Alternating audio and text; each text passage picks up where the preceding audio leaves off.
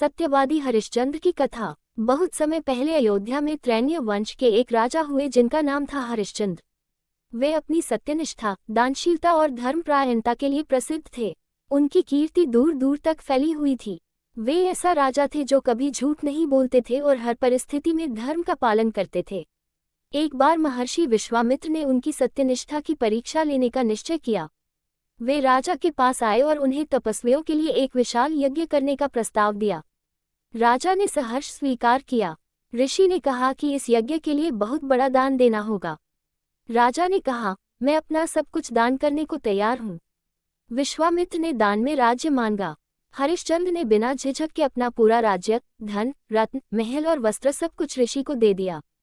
राजा, रानी और उनके पुत्र रोहिताश्व नग्न अवस्था में नगर से बाहर हो गए। ऋषि ने उन्हें थोड़े वस्त्र पहनने की अनुमति दी और कहा कि अब तुम्हें काशी जाकर मेरे यज्ञ का शेष दान चुकाना होगा। काशी में हरिश्चंद्र ने शमशान में एक डोम के यहाँ नौकरी कर ली और शव जलाने का कर वसूलने लगे।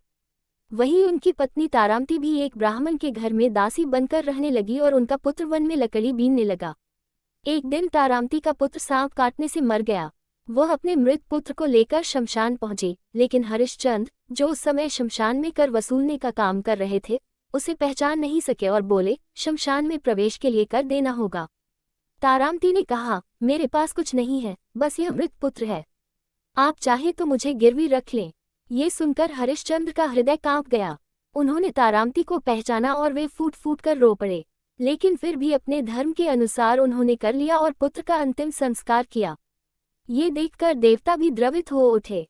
विश्वामित्र प्रकट हुए और बोले, राजन, आपकी परीक्षा समाप्त हुई। आपने सत्य और धर्म का पालन करते हुए सब कुछ त्याग दिया।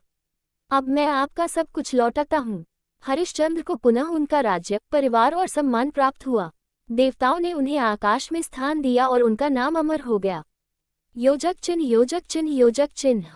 इस कथा की शिक्षा, सत्य और धर्म का मार्ग कठिन अवश्य होता है, लेकिन अंत में वही विजयी होता है।